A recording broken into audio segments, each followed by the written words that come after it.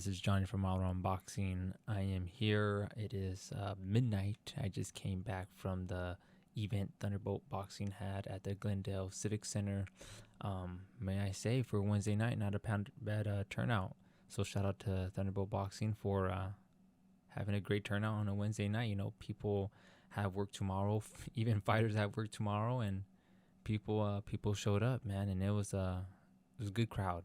Good fights too. So I'm here to give my review on Thunderbolt's boxing event and what I thought about the fight. So let's get started.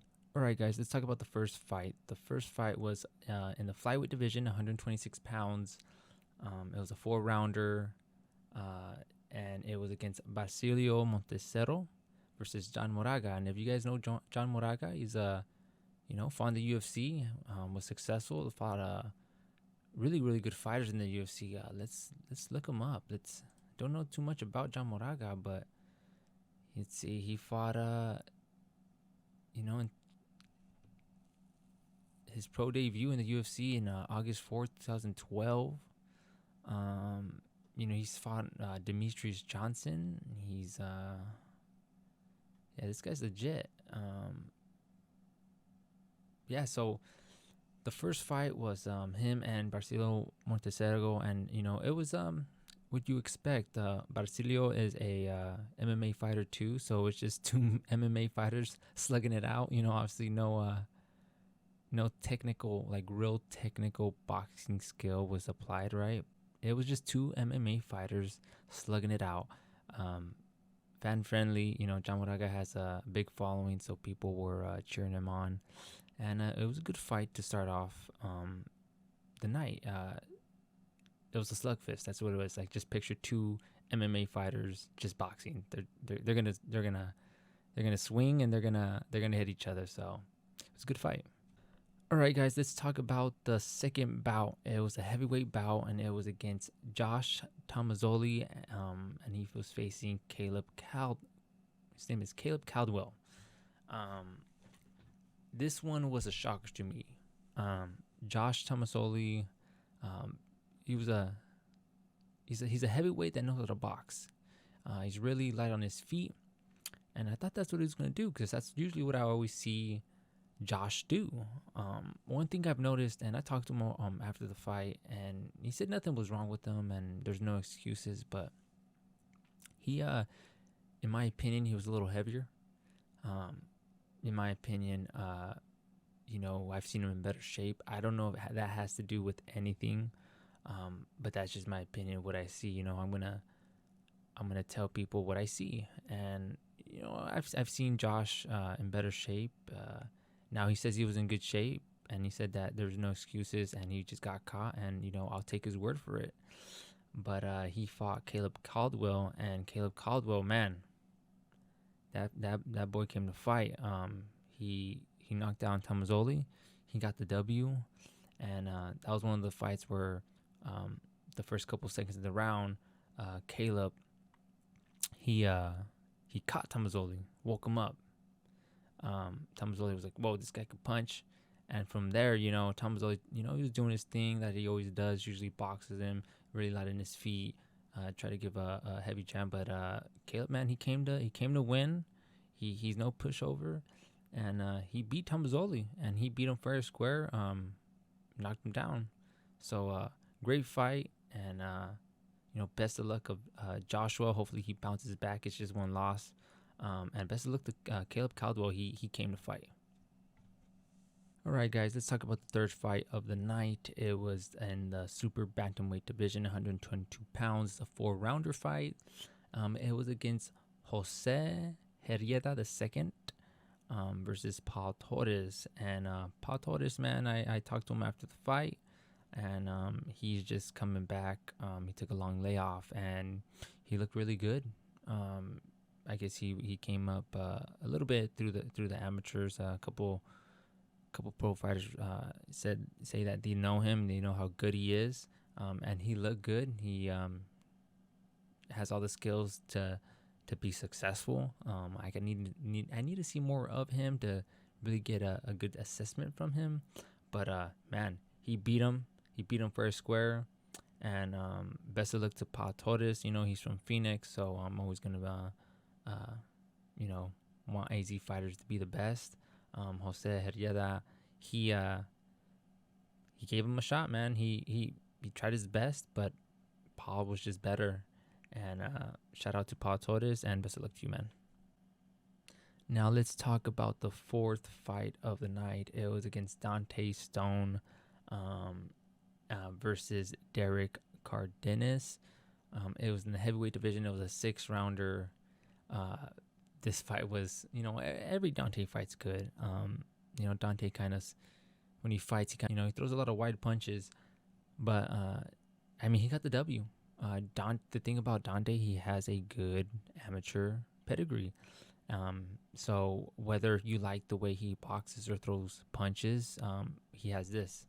He has IQ. And, I think Deonte, just needs to tighten up a couple things. At first in this fight, Derek was hitting him, but with shots that Deonte could see. Deonte wasn't moving as much, and that dude was just catching him. And, in the middle of the fight, I was thinking, like, all Deonte needs is just to move his head. That dude's, he's just throwing lucky punches and catching them. But that didn't stop Deonte, man. Deonte came back and he knocked him down, and he got the W.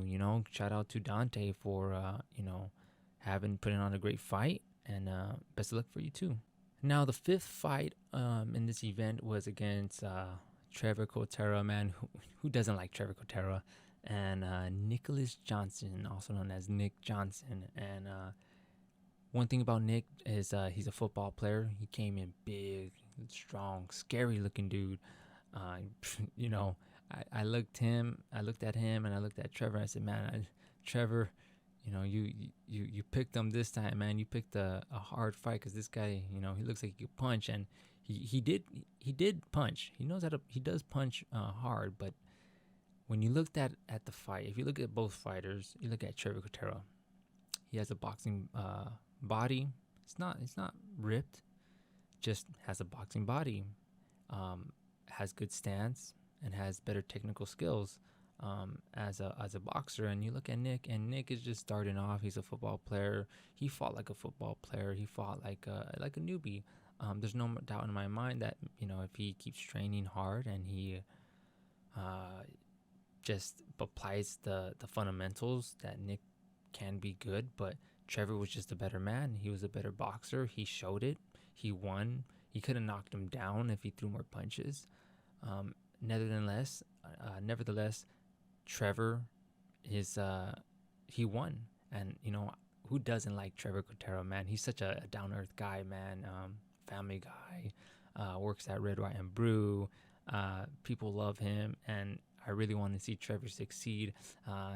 Trevor, if you're listening to this, man, just listen to your coaches. Get a little bit more technical. Listen to them. Take some chances.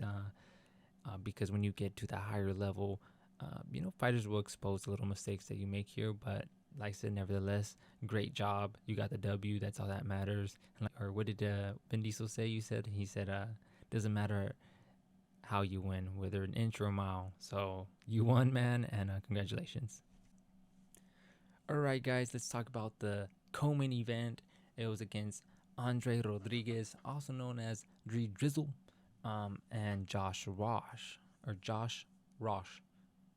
That's a hard word. Say that 3 times fast. Joshrosh. Andre Rodriguez, also known as Dre Drizzle.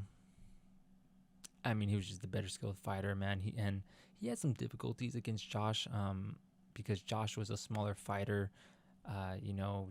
Josh would just do the whole get down, and all of a sudden come up with the uppercut, or come up with the right, and he was hitting Andre. He was hitting Dre Drizzle.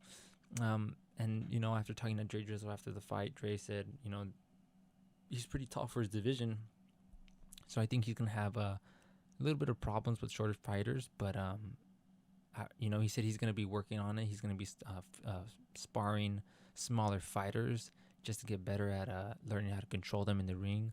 But this Andre Rodriguez, man, that fool he could fight. He's an awesome fighter. He's great amateur pedigree, and he's one of the fighters that I'm really really high in. And man, I'm so excited to see fighters like him, fighters like Elijah Garcia, fighters like Jesus Ibarra, fighters like Escarcega, Alfredo Escarcega, and just Checo, Sergio Rodriguez también. Yeah, man, he's on my list. Good job, Andre. Good job, Drizzle, on your victory. I can't wait to see you fight next. Just keep up the hard work, man, and you're going to be successful. I know you're going to be successful. All right, guys, let's go on the main event. It was against Adam Stewart versus Carlos Barnett. And let's go a little bit, there's a little bit backstory. It was on the weigh-ins yesterday. It was Tuesday was the weigh-ins. Sorry, guys, this fight was on a Wednesday. I keep thinking it was on a Friday. It feels like a Friday.